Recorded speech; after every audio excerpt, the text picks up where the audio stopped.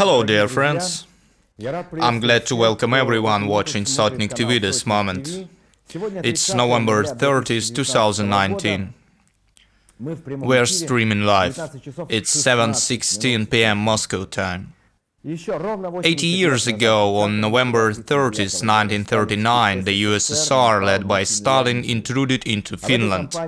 The Soviets don't really like any reminding of that campaign, just like there was nothing.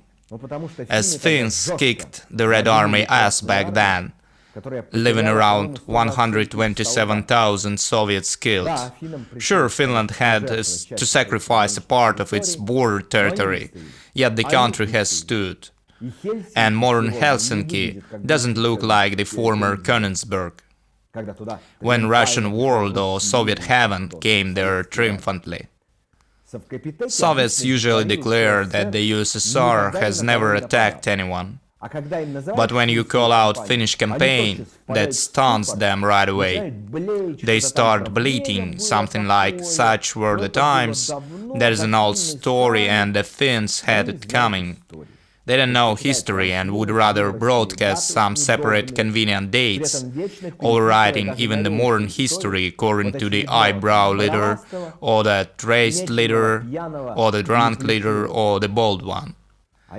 I remember Finnish war though, just because my mother's dad was the part of that war. He survived, by the way. Then he even had to participate in World War II. So that has to do with our family. I can't treat that historical fact as something minor, leaving that behind. I can't keep quiet about that. That was the illustration of the regime that doesn't differ from those terrorists residing in Kremlin nowadays.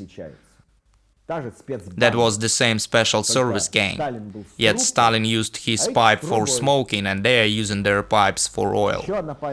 Here's another commemorative date that can't be left behind. Let me just remind that 6 years ago, Berkut police squad in Kiev attempted to disperse Maidan cruelly. We all remember what happened next. So, Ukrainians, don't you blow that. And now let me quote Novaya Gazeta news outlet. Процитирую вам новую газету. Several people gathered by the Health Ministry on the evening of November 28th to commemorate a little girl who hasn't made it to liver transplant and died the day before. The operation was supposed to be led by Mikhail Kabak, a transplant surgeon fired in October. The girl was released from the hospital. During the picketing by Daria Ivanova, Alexei Kiselov-Romanov, a public health and health ministry communication department chief, came by. He told the participants they were a bit late, starting their picketing after all the current decisions had been made. He reminded that Kabak, along with his colleague Nadezhda Babenko, were going back to work on November 29th. Kiselov-Romanov has also stated that the death of the one-year-old was not the fault of the ministry. End of quote.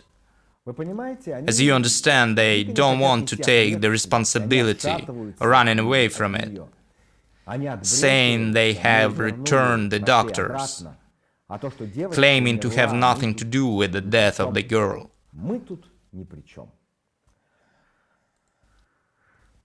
Soon they will start yelling that Putin's snatch state is not their fault as well. That was all Putin's fault. He was a bad chief and some petty tyrant. They were scared to tell him as such were the times. That was breaking their hearts, but they kept silent, as they were afraid of firing due to disloyalty, and nothing human would jump inside them. They won't even compare the levels of risk. They can simply be fired. That will make a huge catastrophe, and those patients will simply die. That will make no good, but won't be a catastrophe for the authorities. A girl doomed for death went for picketing by the health ministry. She's got cystic fibrosis. The medicine for that has recently been banned from import, and there's nothing to replace that. Soon those patients will start dying unable to find the medicine. Meanwhile, the state parliament is working on a bill to restrict the share of foreign residents in Russian hospitals, as those mean foreigners are gathering biomaterial in Russia. For Putin and his gang, you are some biomaterial they are saving. You may die though. Make sure to save your biomaterial. The government led by Dmitry Medvedev is also working on a bill regarding medicine stealing. Such medicine will be allowed to produce passing over the patent holder. So the phrase "proprietary thieves" is no longer a figure of speech. I address the lawyers specializing in copyright protection. All those trademarks and copyrights and patents. He agreed to provide a comment anonymously. He will comment the ongoing situation with the patent law, explaining what's going on and what should be expected in future. Next you will see and hear his expert opinion.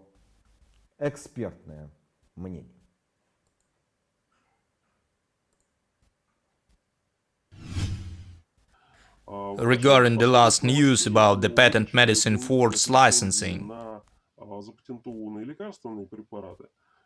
I need to say the following. First of all, that is not some new practice. More or less that was used by different Western countries such as the US and Canada, even though that is spread widely in Asian countries. Russia is adopting that practice at the moment. That means that based on a government decision, a non-exclusive license can be granted to a company that would allow producing some medicine protected with a patent, with the rights owned by a patent holder. To some extent, that breaks the copyright of the holder.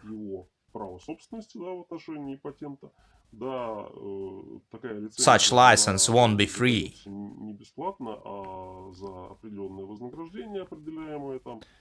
That will require some amount to be paid based on several parameters. However, such step will definitely violate the ownership. What will Russia gain from that?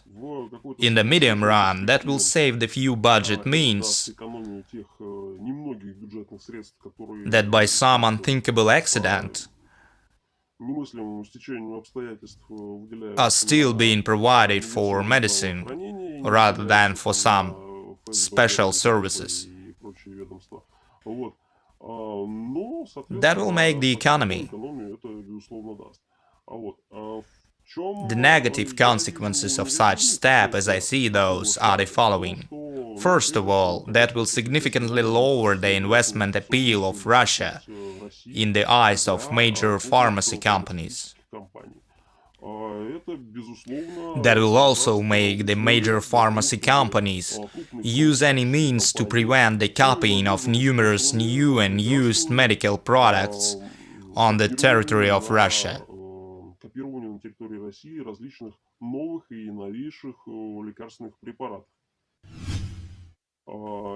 I assume that due to such measures, the medicine will no longer be produced in Russia,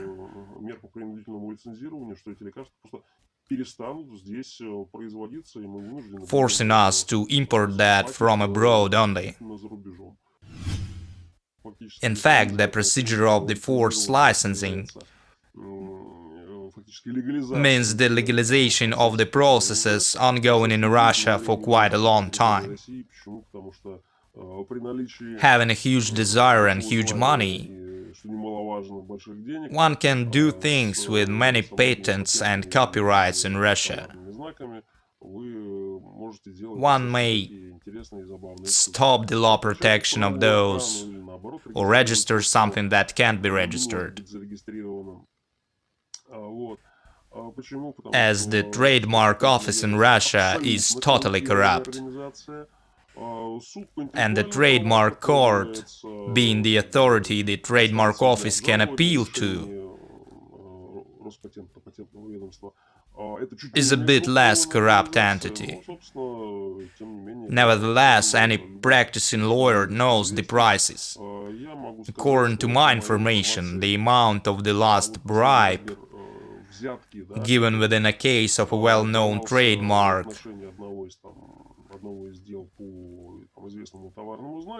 was $250,000. That was the opinion of the expert. Let me add that same expert, asking not to state his name, to cover his face and to change the voice, is predicting inventors finally escaping from Russia. The field doesn't really matter. Among those escaping will be engineers, designers, software developers and pharmacists. All of them will run because Russia has already been turned into a wild field for absolute gangsters who grew the claws, snatching all they can. That is the territory of undead.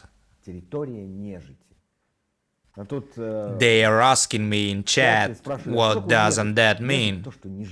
The undead is something not living. All those gangsters, ghouls and monsters. Undead is an old word. So that is the undead territory, destroying every living thing according to its plan. Something would break here or flood there, and the main dwarfs are jumping like fleas all over the territory, trolling the degrading population that can no longer figure out a thing. Putin has demanded to control, Putin has demanded to overcome, Putin has demanded to lower and to stop the outrage. From who does that bold vermin demand all that? Who has more power in that country than he does? There is no one higher than him. He also takes it under his personal control. As far as I understand, that is some get off me phrase. Okay, it's under my personal control now, so get off me. That means that when they snatch something, they share with Putin, as everything is under his personal control and can't be simply stolen without him being involved. I thank you all for your support and loyalty to Sotnik-TV. Take care of yourselves, as the time is not simple. The time has never been simple in Russia, but now it's getting really wild, cave and dangerous. The undead turned active. You need to survive that. You need to take care of yourselves, of your close ones, family and friends, of your bodies, and those sane neighbors, if possible. Take care of yourselves, of your hearts and souls. We'll meet on Wednesday to discuss the ongoing events. Goodbye.